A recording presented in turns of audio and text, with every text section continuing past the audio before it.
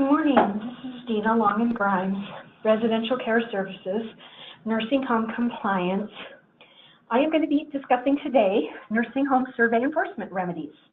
So I look forward to going through my slideshow with you and explaining nursing home survey enforcement remedies from the state agency and also from the regional office or CMS. There will not be an opportunity in this webinar to ask questions, but certainly at the end of the webinar there is an opportunity with my telephone number and email address. If you have questions, you can always contact me at a later date. Well, welcome to the webinar. All right, first I'm just going to cover a little bit about just the long-term care survey process, which you all know have changed just recently. We are actually doing things a tad bit different than in the past. So we are no longer doing the quality indicator survey. We are doing what we call the long-term care survey process. And things are pretty much still the same. I'm not going to go into a lot of detail regarding these, just to kind of give you an idea of how that process works. There is a prep that the survey team will do off-site prior to coming into a facility. They'll do a facility entrance, which really isn't anything different than in the past. Next, they, instead of picking a sample, they do kind of what we call an initial pool, which is a sample of possible residents to be looking at. And then a sample selection is chosen regarding residents in a lot of different care areas. And then investigations start, where they start looking into the different care areas. There also are ongoing and other survey activities, so there still are a lot of the other things around the environment and the kitchen and things of that nature that the team has to do.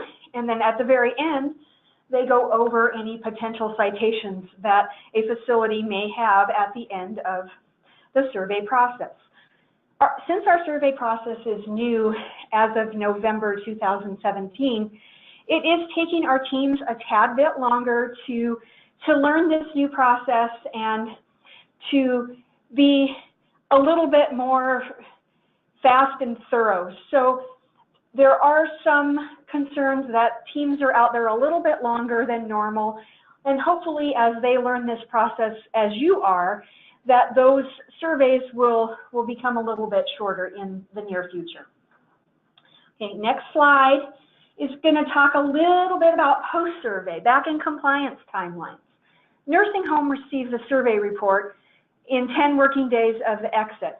The benefit now is the department, DSHS, RCS, used to send those via certified mail.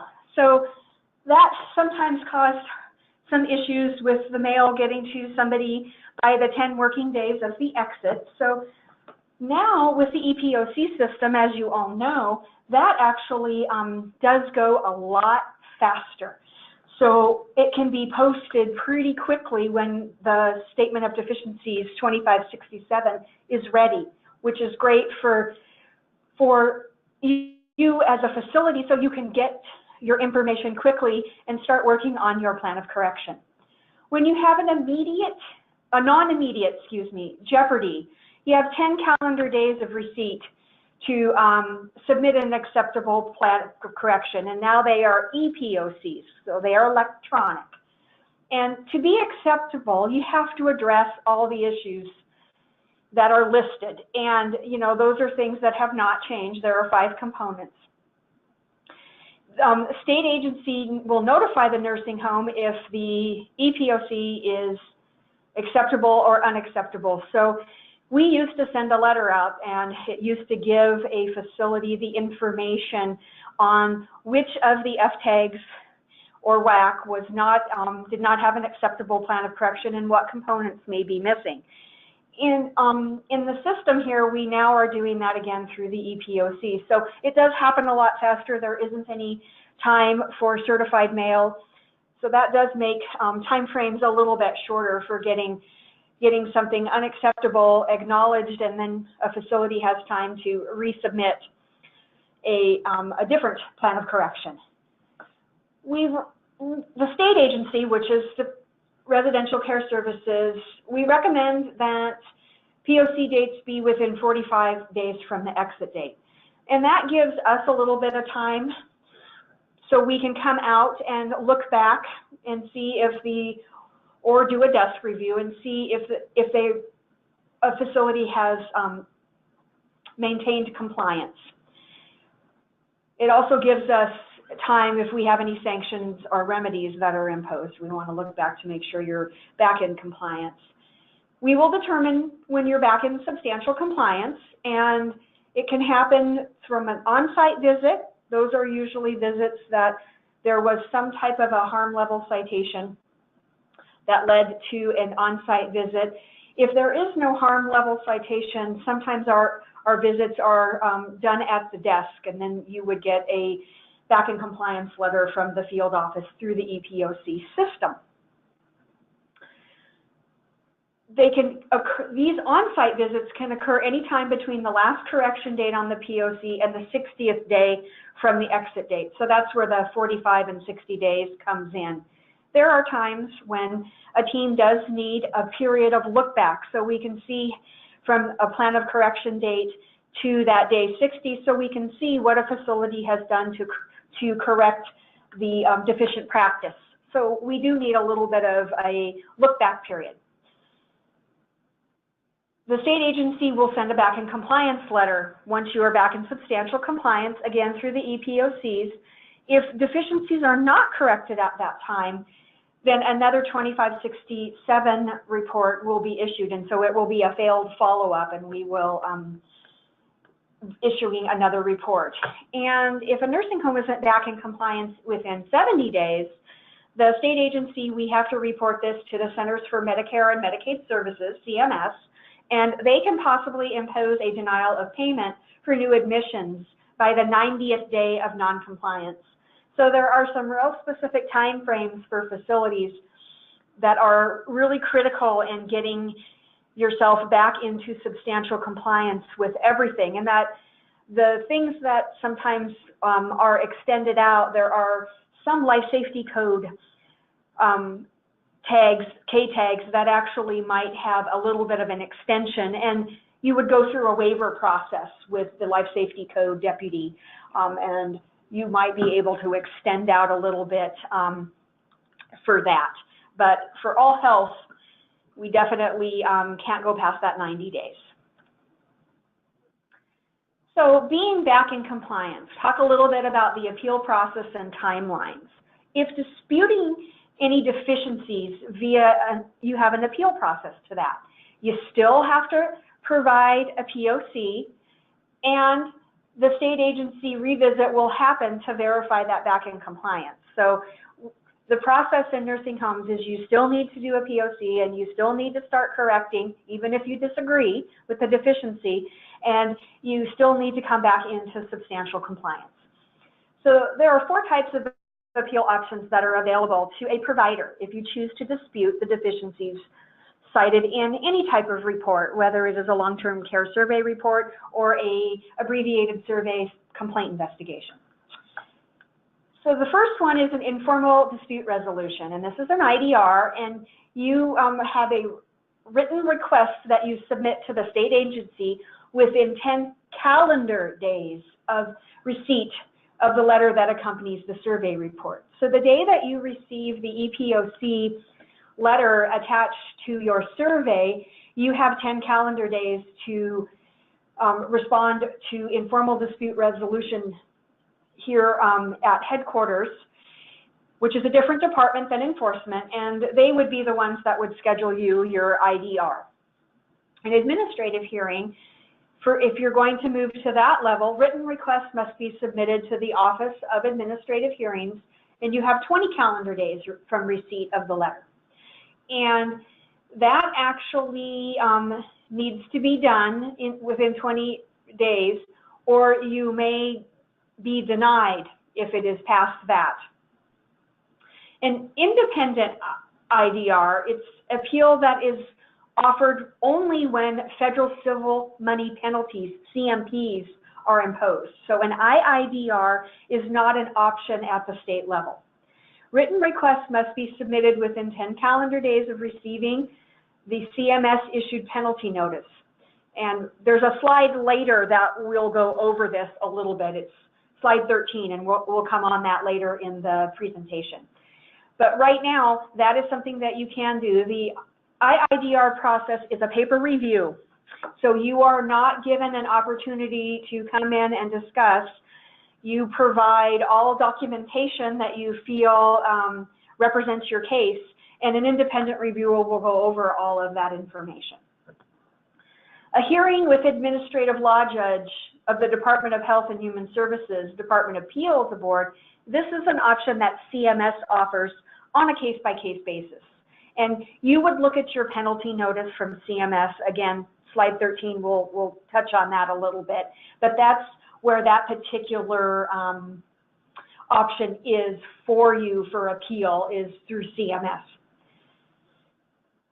Appeals are optional and they take place separately. You know, the timelines are not dependent on any other timelines. So definitely you want to make sure that you really look at those timelines in your letters so you do not miss any of those opportunities in appealing at certain levels. Okay, we're going to start in now a little bit on enforcement, just kind of a generalized overview. Enforcement is the process that a state agency, which is the SA, us, or Centers for Medicare and Medicaid Services, CMS, regional office, RO, takes to impose one or more remedies due to a facility's noncompliance. So we're going to, in the following slides, we're going to talk about a variety of different types of state and federal remedies that may be issued as enforcement actions, some of the appeal options that are available, as we've discussed previous, and determination of when or whether an enforcement may be lifted is on a case-by-case basis. So we'll touch on that as well.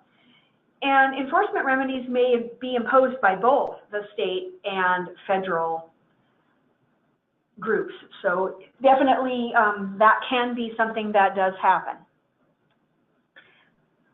Next slide, state and federal enforcement remedies. So possible state remedies, things that can happen.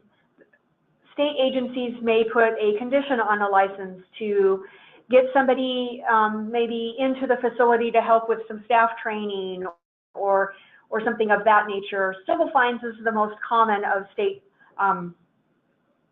remedies that we use. Stop placement for all admissions, something like that usually occurs when a building has an immediate jeopardy situation and it is egregious enough that it's very important that the facility does not admit residents while they remedy the immediate jeopardy issue or issues that may be occurring. There's the option to terminate a Medicaid contract, also an option where a temporary manager could be brought in, and we do provide the funding for a temporary manager through the accrual of our state civil fines. In the state case of that, we would have somebody come in and help a facility who has a lot of systematic problems and maybe needs an outside provider to come in and help that facility get back into substantial compliance. License suspension, that would be something that we would immediately do if a facility was in a position that residents were at risk and it was an immediate action. We would suspend the license and move residents off the premises, or a license revocation. When a facility is no longer able to operate, we may look at a license revocation. And or a receivership, sometimes that does come in through the courts in relationship to facilities that are not able to meet some of their fiduciary responsibilities. So those are the state remedies that definitely can happen. It's very rare that we do get to a point in a nursing home where a temporary manager or a receivership or a license revocation does occur.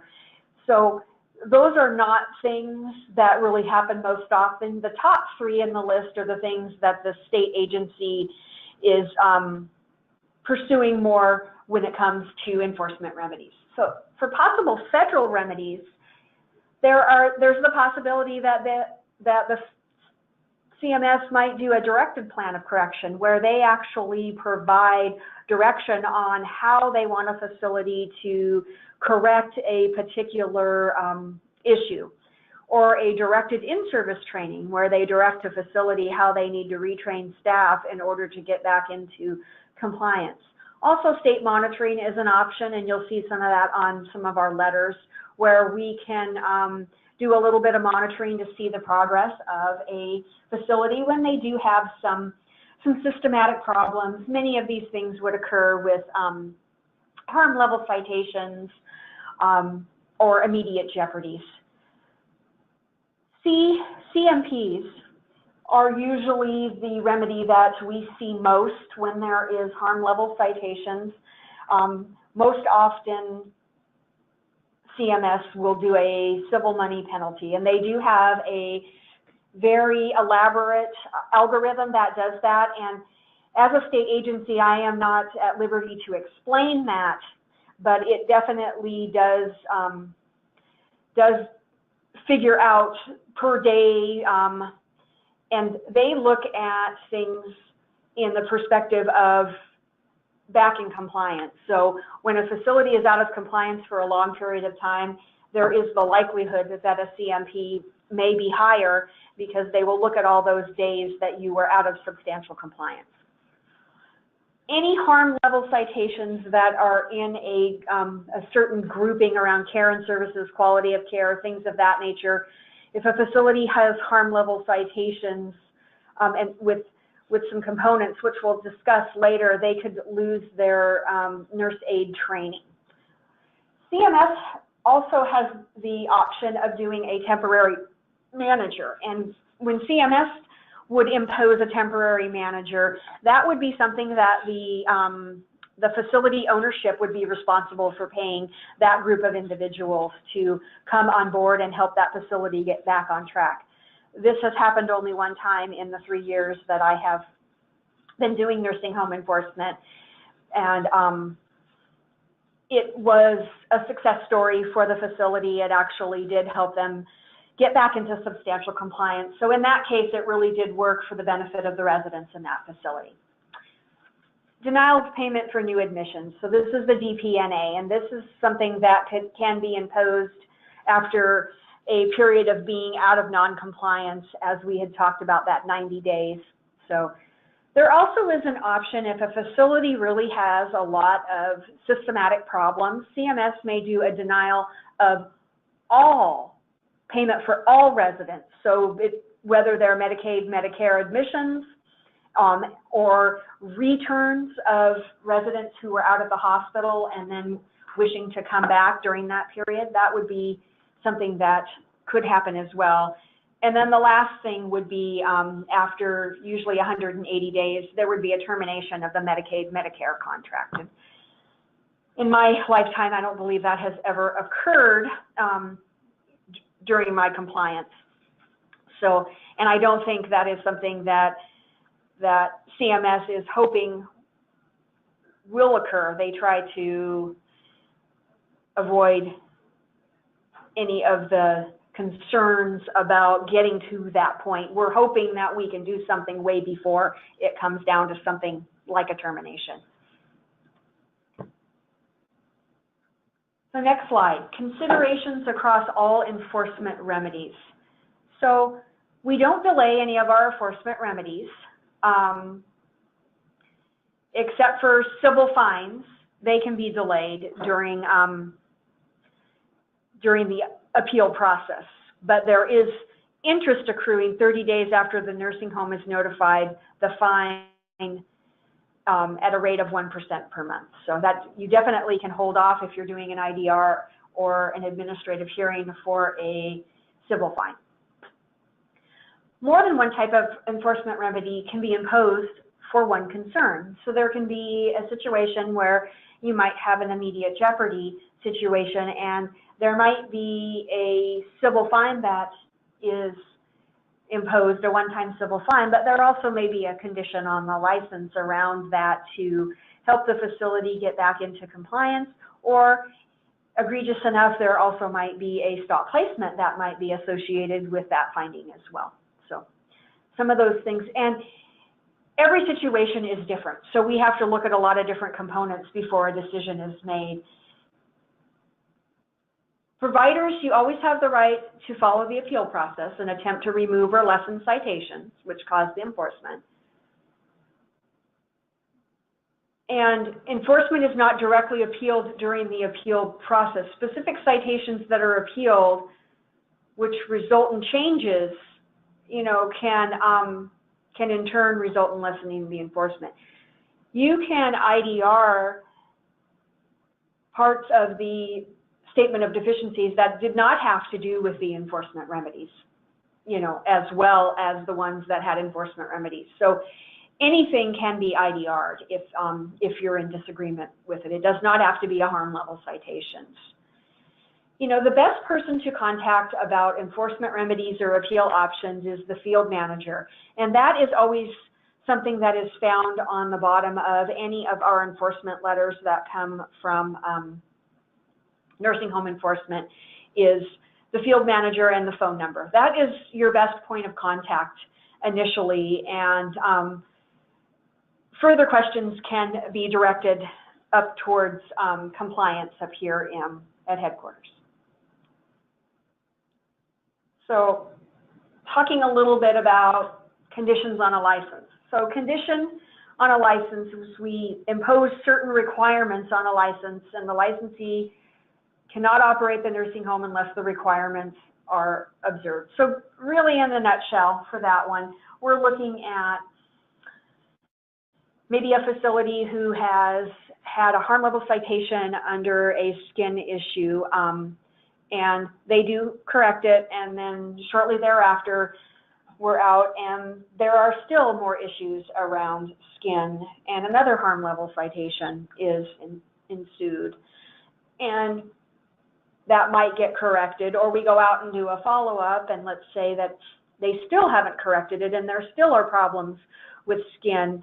And so we're seeing a pattern where they're not seeming to be able to get back into substantial compliance for that particular area. We may impose a condition that has the facility hire somebody from the outside with expertise in skin and skin-related issues to come in and help that facility develop a program to get back on track, and something that will actually keep them in substantial compliance heading into the future. And their conditions are individualized to address the violations. So, you know, each condition that would get imposed on any facility in the state of Washington through the state agency will not be exactly the same. They are specific to the details of the violations that are in question. They would be looking at a lot of aspects around the facility and what may work for that particular facility. So we don't do a lot of cookie cutter type of conditions. They are really developed around what the failed practice is in a facility. Next, we're going to discuss an immediate jeopardy. You hear this IJ. So an IJ is a situation where a nursing home's compliance with one or more requirements of participation has caused or is likely to cause serious injury, harm, impairment, or death to a resident. So just to kind of explain this, I know there's a lot of questions about the likelihood of something, but if there is the potential that something serious could happen, just because it has not happened, a state agency does not always want to hold back to wait to see if something will happen. We want to take action if we believe there is likely serious harm, injury, or impairment. We certainly don't want to wait until something happens before action is taken. Non-compliance at IJ levels can result in a condition on a license. Nursing home has 23 days to remove the IJ. We used to use the word abated, but through our federal partners, they felt that removed was a better situation. And when you remove an immediate jeopardy, you are not correcting it. What you are doing something. A facility is doing something that is going to actually remove the immediacy. And there still will be time for you to implement a plan of correction, which will take more time, and you may have to train staff and do some further things. But the immediacy are things that need to be addressed quite quickly. Second working day, no later than 2 working days following the survey exit date, we notify the nursing home of its deficiencies. That is something that we do tell you right at the point that you have your immediate jeopardy prior to us exiting. And we usually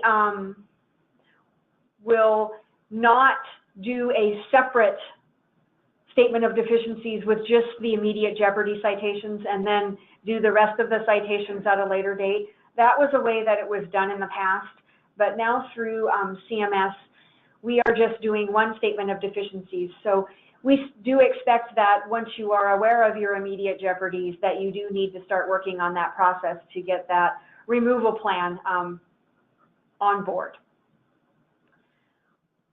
So the regional office provides a notice to you as a facility to your right to due process, expected schedule for a termination, and we as a state agency have to verify the corrections to stop the termination. And with nursing home Medicaid participants, state agency would notify Medicaid agency of its certification for noncompliance. So there are some components that do happen in an immediate jeopardy that are a little bit different than just a harm level citation. On the 5th working day, the regional office notifies the nursing home of the proposed termination. And a lot of the times, if you do have your removal plan accomplished, you may not get a letter from the regional office until you're back in compliance. And on the 10th working day, of course, you receive the full survey report.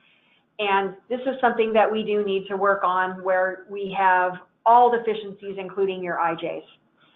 And next, we have the 23rd calendar day, and this would be termination if the threat is not removed. This is not your back in compliance date. This is if the threat is not removed. And most facilities seem to be able to turn around the removal of an immediate jeopardy or immediate jeopardies in a few days to, we've only had one situation where we had a multitude of immediate jeopardies, and it did take that facility up till the 23rd day to accomplish that. However, it did occur, and the facility was able to remain in service.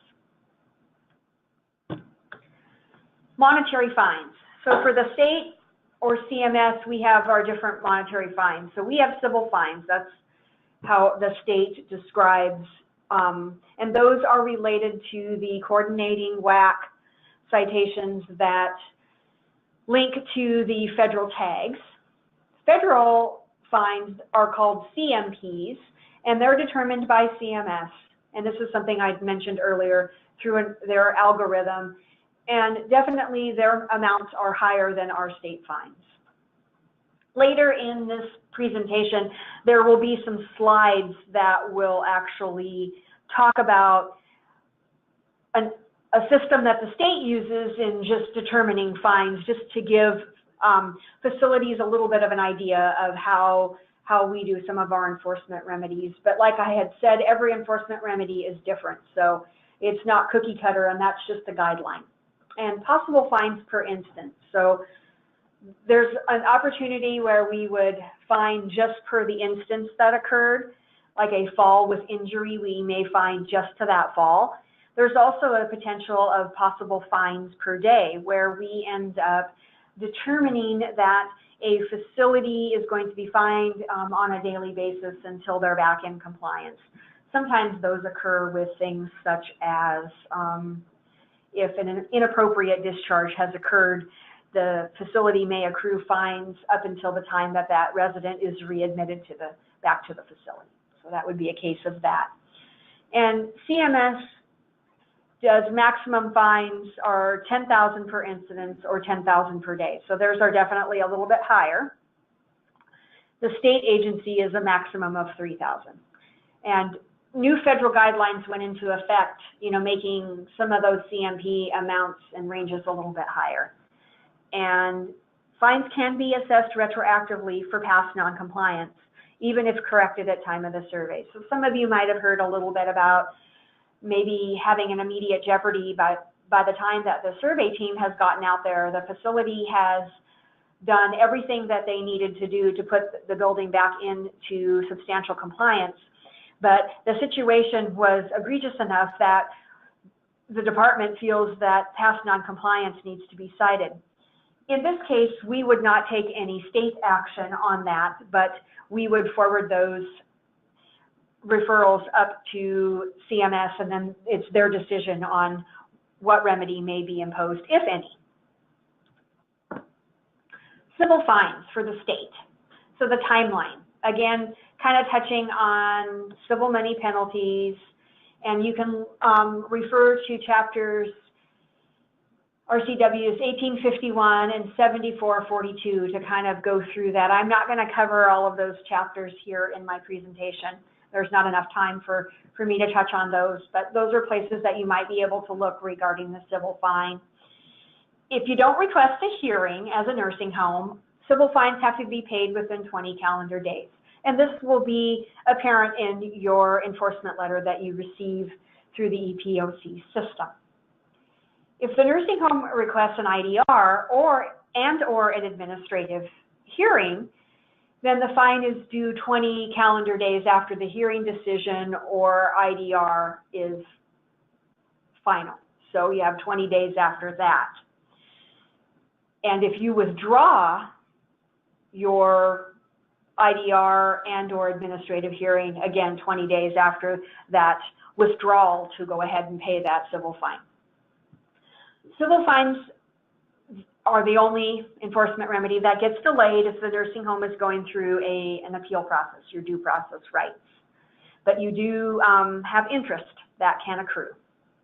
When a nursing home fails to pay a civil fine, the state agency may withhold the fine plus interest. We may impose additional fines.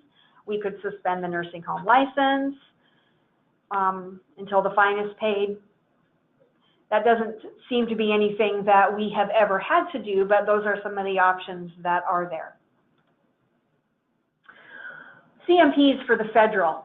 So that's the civil money penalty, and it comes directly from CMS. So when you get your first enforcement letter from the state agency, the only type of enforcement you may see on that particular letter would be the state enforcement. And your federal enforcement would come through a letter that would be sent by the enforcement officers at the Region 10 office in Seattle. So the notification letter offers the provider an option to request an IIDR, which is an independent informal dispute resolution. Again, these are paperwork reviews only. You are not able to come in and discuss anything. CMS also offers the opportunity for a hearing with an administrative law judge. So you need to read the CMS notification letter carefully to know what your options are. We talked a little bit about our independent contractors. So we do coordinate that individual through the state agency office, through our IDR group.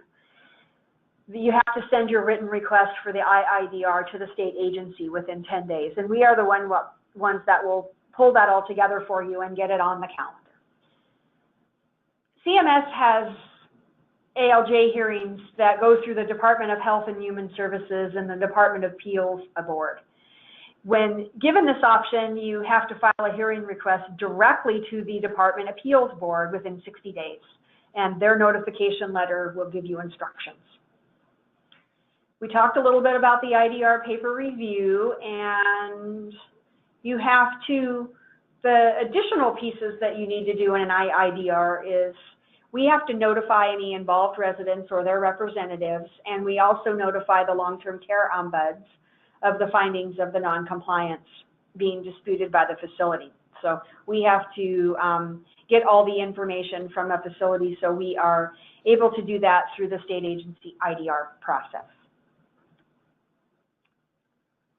Next, some timelines for the federal payment timelines. Their due dates are a little bit different for a variety of situations. So here are some examples to just kind of give you an idea. When only an IIDR is requested, the CMP becomes due on the day the IIDR is completed, or 90 days from the date of the CMP notification letter, whichever is earliest in that case. And money paid will be kept in an escrow until the final determination about the fine is made. Next, the other option, when you have an ALJ hearing is requested, the CMP is due 15 days after the final decision made in that hearing. So once that final hearing would be completed, and if you still needed to pay the CMP, you'd have 15 days to do so. You can choose to send a written notice to waive rights to a hearing, and in this case, CMS automatically will reduce your CMP by 35%. So sometimes that's an option for a facility, is if they do not want to do an administrative hearing, they might look at that option and have their CMP reduced by about a third. When a nursing home fails to pay a CMP, the state agency will deduct the CMP plus the accrued interest. So we kind of get involved in that piece as well. Enforcement, stop placement.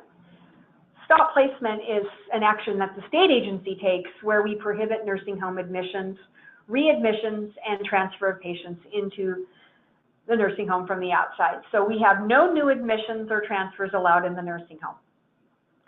We do a little bit of a leeway regarding readmissions. So if a resident who was residing at the nursing home goes to the hospital and the nursing home has something that requires a stop placement, and that resident who is already a current resident of the facility is ready to be readmitted back to the nursing home, readmissions have to be approved on a case-by-case basis, and they are only approved through the state agency, and that is usually done through the field manager. So in the enforcement letter that would have a stop placement component, there are some paragraphs that do describe what the stop placement is and about readmissions and what you need to do to see if you can readmit a resident back to the facility that was currently a resident at the time the stop placement was imposed. The removal of a stop placement. Sometimes there is some confusion about removing a stop placement when, in the case of an immediate jeopardy, when the immediate jeopardy is removed. But the state agency doesn't remove stop placements until the facility is back in compliance with the situation that allowed the state agency to impose a particular stop placement. So our removal is dependent on each situation. So what we do is we will look at the enforcement, and if a facility has a stop placement that is for only one particular FTAG, and the facility ought to bring that particular FTAG back into compliance, but still has other FTAGs of lesser severity that are out of compliance, you can request to have the team come out and do a revisit to look at the particular issue that put a facility into stop placement. However, that actually makes a revisit and you remain out of compliance with the rest of your citations, so you end up having 2 revisits, and that can put you in a little bit of a difficult situation if at the second revisit anything has not been corrected. Then the state agency gets involved with our federal officers regarding having to do a 3rd revisit. So sometimes those aren't always the best things to do, but that would be one way that a stop placement could be lifted, even if a facility was not completely back in compliance with all the citations. But what we do is we have 15 days from the deficiencies to look at what has been corrected to make sure adequate care and services. So the 15 days is what I mentioned earlier, is our look back period. So our concern is that we definitely need some time to look back to see if those citations have been corrected and they are being sustained. So that sustainability is very important to the department, that adequate care is given. And state agency sends a letter officially to end the stop placement. So that would also now go through the EPOC system as well. A temporary manager. So a temporary manager is an individual or entity that gets appointed by the state agency that oversees the operation of the nursing home. So in those kinds of situations, sometimes it's to get a nursing home back on track. There are other times where a nursing home may be closing and a temporary manager may be imposed to help that process go smoothly for the residents that will be transferred out of that facility.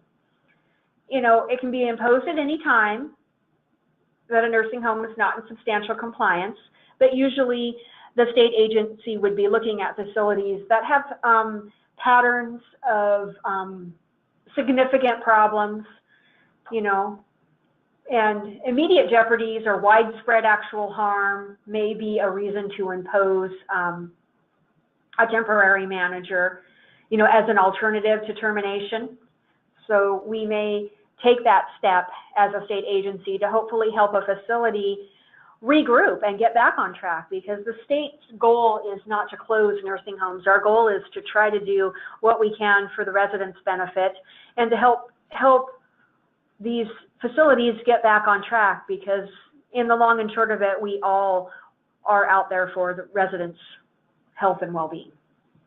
When we impose a temporary manager, we do pay.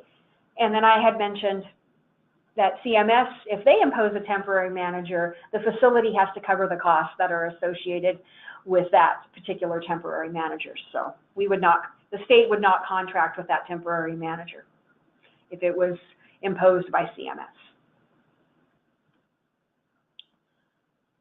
Enforcement. So loss of the nurse aid training program. There are some key components in the nurse aid training program that we use in order to make a referral for that program to have a sanction for 2 years. So the pieces of that, and this does not have to do with state remedies, this has to do with federal remedies. So if the facility gets a CMP of 10,483 or greater, that's one of the pieces. If they actually go into denial of a payment, that's a second piece. They're cited for substandard quality of care for federal tags for one or more deficiencies with the scope and severity of levels F, H, I, J, K, or L. And there is a form that you can look at that has that particular component in it. Later in the slideshow, there are some pieces at the end that do have some information about the grid and those particular areas.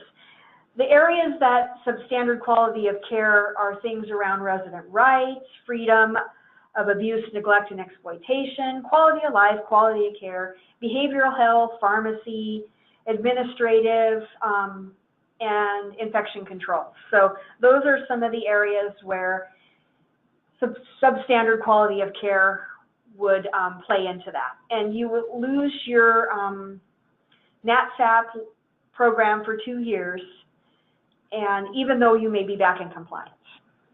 And if you want to be a training site, you can actually contact our NATSAP person, and her name is Ann Richter, and she would be the one that would be able to talk to you about a possible being a training site only. And there may be a waiver for that if a determination is made that that is going to be appropriate. Oftentimes those are facilities that are out in more rural areas, and they don't always have good training programs as a more urban area might. Enforcement, there's the denial of payment. So there's three types of denial of payments, DOPs. There's denial of payment for new admissions, the DPNA. Either CMS or the state agency may deny payment for all new Medicare and Medicaid admissions after a specified date. And the places where this occurs is an extended non-compliance with CMS longer than that 90 days or 3 months, repeated instances of substandard quality of care on the last 3 consecutive standard surveys, your long-term care surveys, low-level citations creating a potential to harm for residents, and an immediate jeopardy posing serious injury, harm, or impairment, death to residents. So those are some of the reasons that that might occur. Denial of payment for all resident beneficiaries, including those who are already receiving care. This may cause existing nursing home residents to be relocated. And that's if an immediate jeopardy situation occurs, and CMS is the only one who has the authority to do this type of denial of payment for services. Termination from participation in Medicare or Medicaid, not in substandard compliance within 6 months, then CMS would be looking at terminating the contract of Medicare and or Medicaid. And just a little note, IJ situations, you know, there's a written notice that we give to CMS to let them know about these IJ situations.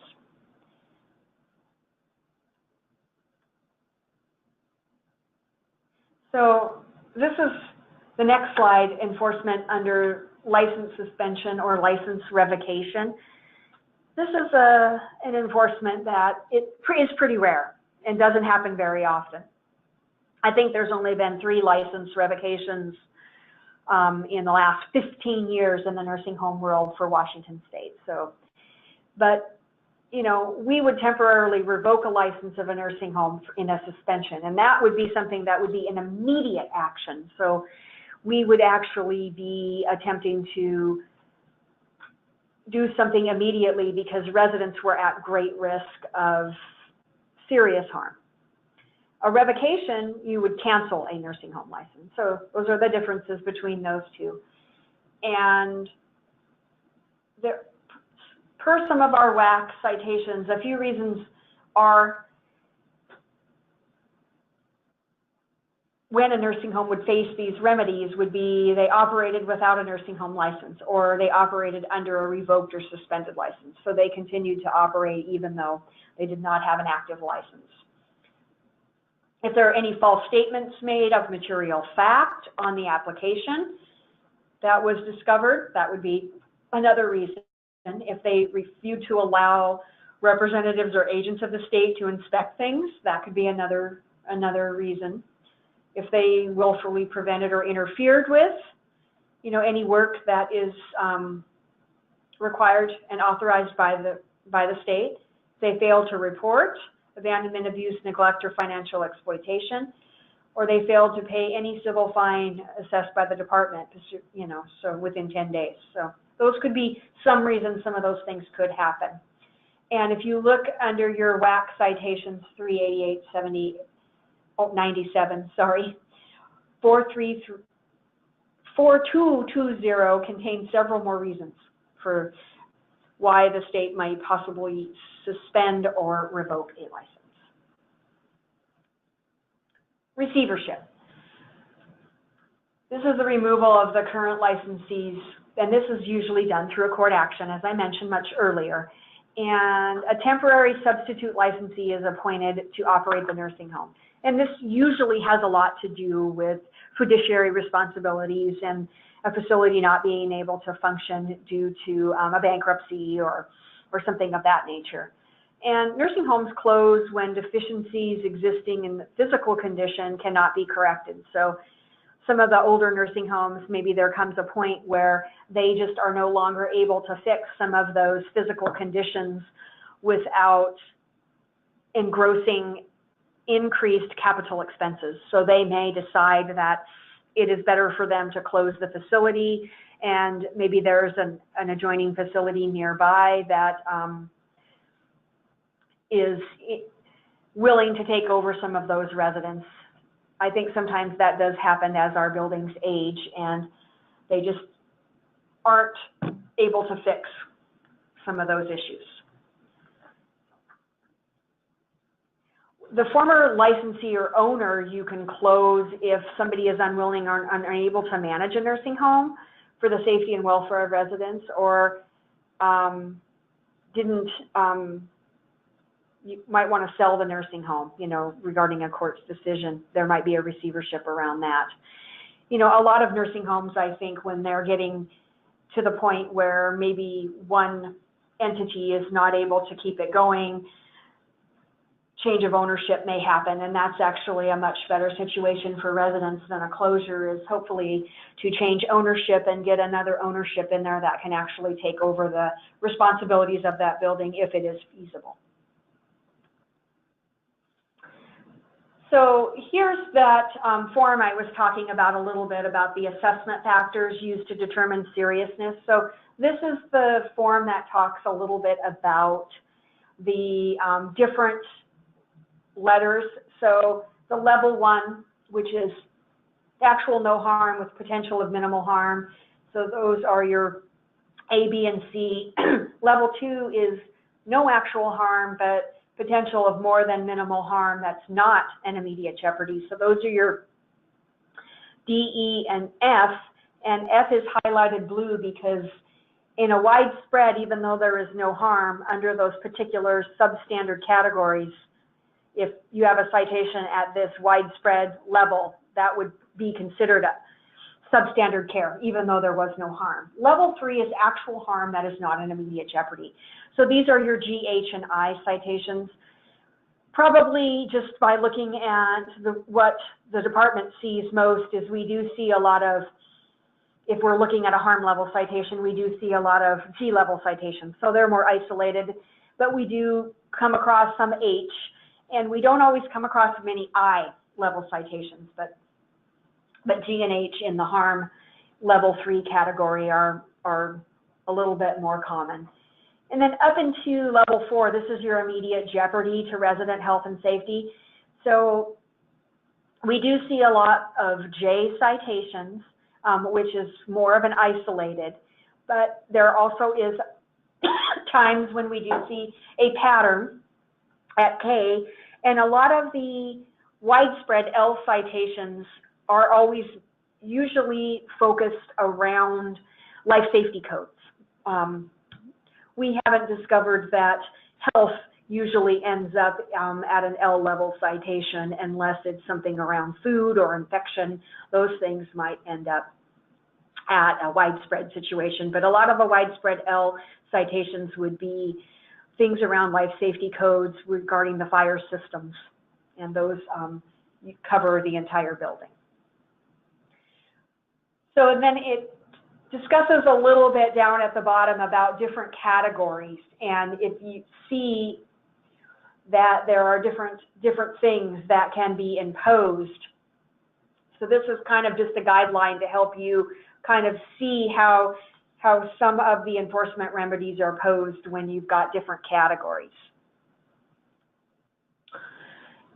Next, I'm going to talk a little bit about the double G policy. This policy is something that can be a little bit difficult to grasp, but once I think you understand it, then it does make clear sense. So double G is when a nursing home has 2 G level or higher citations separated by a certification of compliance. So separated by a period where a facility would be back in compliance in a survey cycle. So it's a pattern, and it can be any survey. It can be standard, complaint, or revisit. So it doesn't have to be the same type of survey. So your survey cycle is a period that includes the last full standard survey, which we are now calling long-term care survey, through the next full standard survey. There are some slides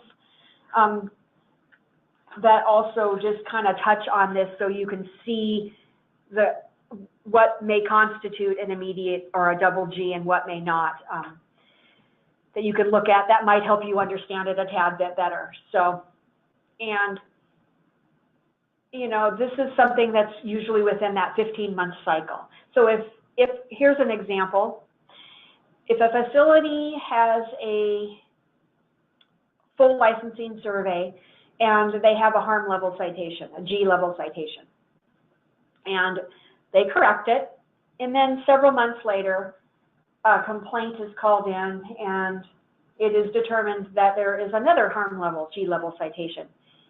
It does not have to be in the same F-tag. It can be in varying F-tags.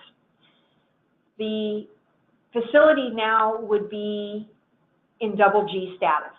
So when a facility is in double G status for a letter, denial of payments is what gets recommended to CMS versus a civil money penalty. So when the state sees a double G, the letter that you will see will actually have the federal component as a denial of payment. So, you know, if it's not corrected within a period of time. So that's what you'll see on a double G letter.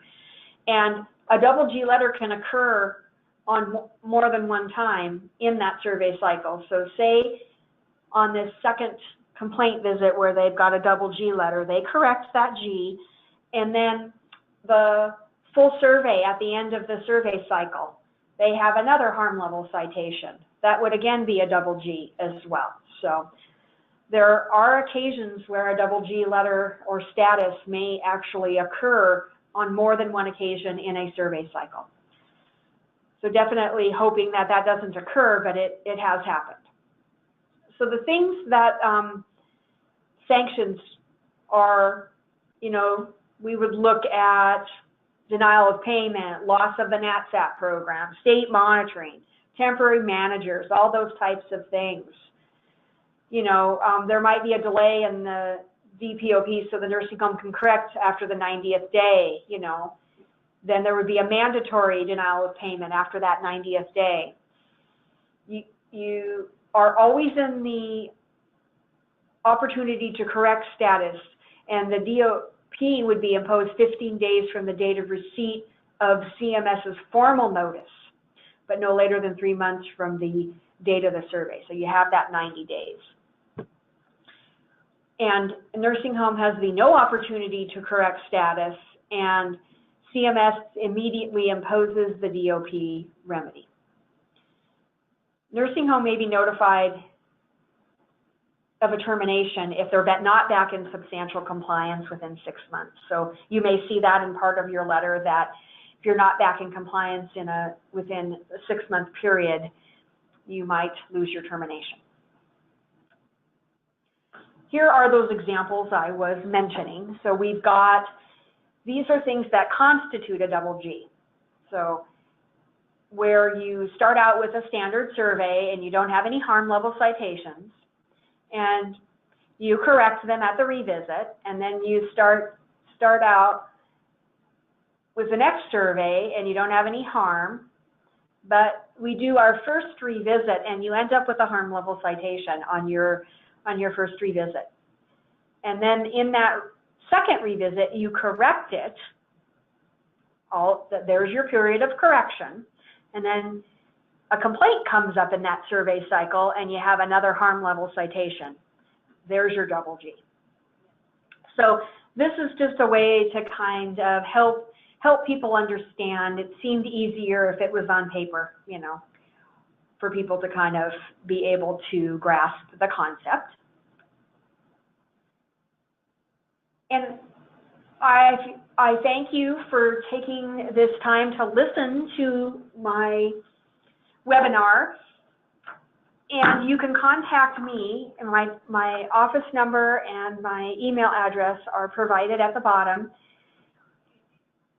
to let you know that if you are a new administrator, this slideshow is something that I discuss at the new administrators training, which your DSHS, RCS, state agency, we do these nursing home administrator trainings on a quarterly basis. And so there will be an opportunity for you to come and hear this presentation in a live format, and then that will give you the opportunity to answer questions as well. Thank you so much for your time, and enjoy the rest of your day.